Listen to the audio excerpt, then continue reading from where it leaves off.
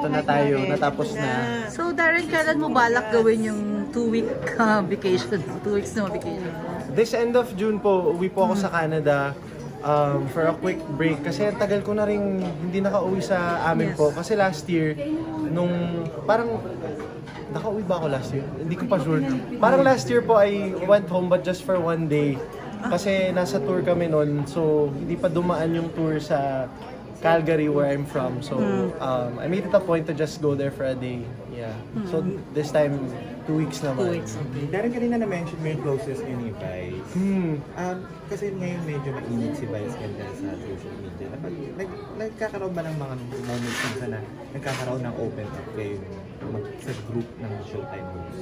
May ganun. Opo, of course, may group chat din naman kaming mga Showtime hosts and we're always very supportive of one another, especially ngayon kay Ate Vice. Kasi masasabi ko talaga she doesn't deserve, you know, all the hate she's getting.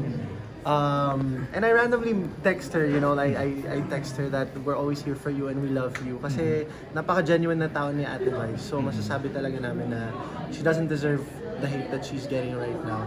Yeah.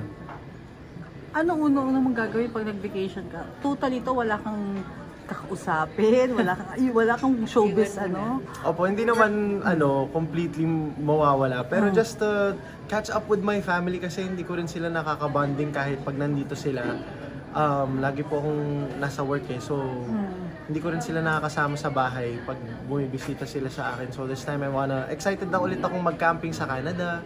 Mga ganun. Kasi the last time I did that was parang pandemic pa po. So, yun lang. Darren, yung image mo medyo mahiyain, pero marami nagulat na marami na rin palang na-link sa'yo. So ngayon, sinasabi na partner pala si Darren. So anong na-feel mo na ang daming girls na nalilink sa'yo from showbiz? Opo. And then yung last nga naging controversial pa, di ba? Yung one guested in Showtime. Siyempre po, naman yun eh, parte ng buhay. Wow, parte ng buhay. Pagdadaanan naman natin yan from puppy love to moving on to more mature relationships. And I'm just happy that I'm friends with all of them naman na nababanggit po. And it's all about maturity at the end of the day, how you're going to handle, you know, the relationship you have with those people and stuff like that. And it always takes time. Di naman kailangan right away maging okay kayo. So, I appreciate all of them kasi lahat naman sila, we're all friends naman din po. Pero maraming nalungkot, Darren, kasi yung mga fans niya sa When I Met You in Tokyo ni Cassie ay nag-expect na aakyat sa next level. And then yun, di ba? Parang nauwi sa friend zone ba? Hindi naman friend zone. Ano naman eh, basta sa amin na yun ni Cassandra. Pero yeah, Cass and I, we're still okay naman po. Hindi naman totoo yung mga lumalabas na mga issues tungkol sa amin, na may mga grudges between me or Cassie and her family. Okay po kaming lahat eh. Kaya sa amin, basta alam namin yung totoo, we're all fine, we're all okay. But what changed? What changed? Bakit dati you used to, di ba, post ng photos, you used to be very close. Bakit parang nagbago siya? I feel like it's also yung mga ginagawa po namin sa buhay, magkakaiba rin ng mga tinatahak ngayon sa career namin. And even my other friends na nasa ABS, nakikita ko na lang sila pag ASAP cycles, mga ganon. Yung schedules po talaga eh. Minsan nagkikita na lang kami, even my bestest friends sa work na lang or kapag mga ABS-CBN events. Yun. So are you saying also now na hindi ka muna ready for a relationship kasi sa sobrang busy ng schedule mo? Opo, parang hindi ko naman din hinahanap ngayon. Parang hindi rin naman siya priority. Kasi baka sabihin na naman ng mga bashers user-friendly ako. So, ewan ko sa kanila. Hindi mo magagawa privately eh, no? Kasi kahit paano lalabas at lalabas yan. Opo, syempre. Parte na yun ng pinasok natin sa showbiz. And I get it naman din. So, ibig sabihin, Darren, continuously pa rin nag-visit ka sa bahay nila sa parents niya. Kasi di ba, you have a good relationship with them naman. But actually, I mean, si Mavi tsaka si Cass, before the concert, lagi rin silang nangangamusta. Kumusta yung preparations for the concert. And they congratulated me as well. Yun lang, they weren't available to watch on that night. But I really appreciated it as well. Kasi lahat po sila, ever since, very supportive din sa aking career. Yun lang, hindi na nagkikita masyado. Kahit sa mga endorsement shoots namin na magkakasama, hindi na kami magkasabay. Kasi, opo, magkakaiba na kami ng availabilities.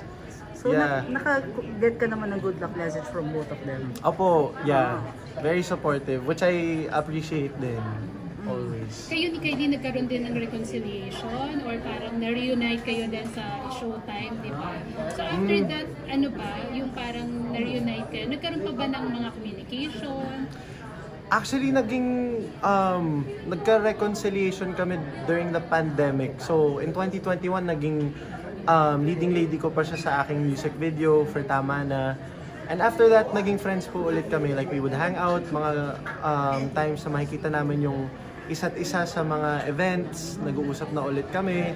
Tapos sa Showtime, yun nga, nakakatuwa kasi nakakapag-collaborate na yung ABS-CBN artist and GMA artist. So, ayun, nakakasampa na sina Kylene sa Showtime and stuff like that. And yan, yun lang naman. Kasi parang sa amin, lalo na sa showbiz, hindi mo kailangang makipagkausap, anong tawag doon? Makipag-usap, yun pala. You don't have to be texting, communicating every day para masabing close pa rin kayo or okay pa rin kayo. Parang mararamdaman mo naman yun sa tao eh. Yeah, which is something that I've learned to grow also over time. Kasi ang dami na ring schedules ng lahat. Hindi na katulad ng dati na parang pag nagaya ka, available lang kayo po. So hanggang doon na lang kayo ni Kylie. Hindi na pwedeng maibalik yung mas ano pa. Okay na kami doon ni Kylie. Opo. Kasi may bago na rin daw siyang suitor ngayon. Ayun, di ko alam eh. Di ko pa siya natatanong pagkatapos nito. Yung mga kasabayan mo sa Voice, syempre nag-celebrate din ng 10th anniversary. Do you still talk with each other? Sila?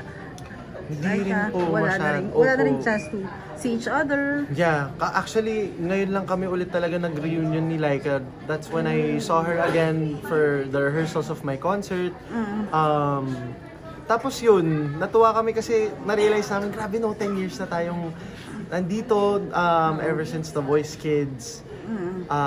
We've still been singing and stuff like that. Yun lang, hindi na kami nagkakaroon ng projects or events na magkasama, kaya hindi na kami nagkikita rin po. So, I was really happy to see Laika. Tsaka, isa rin siya sa mga umuo agad. Masaya siyang naging parte ng D10. Darren, as diba you're venturing into new music, songwriting, parang yung last na single mo, sabi mo, experiences na iba. Willing ka rin ba na moving forward sa ibang yung songs, sarili mong experiences, para, you know, in 10 years, look back ka na parang reflection din sa naging journey mo? Opo, syempre, actually,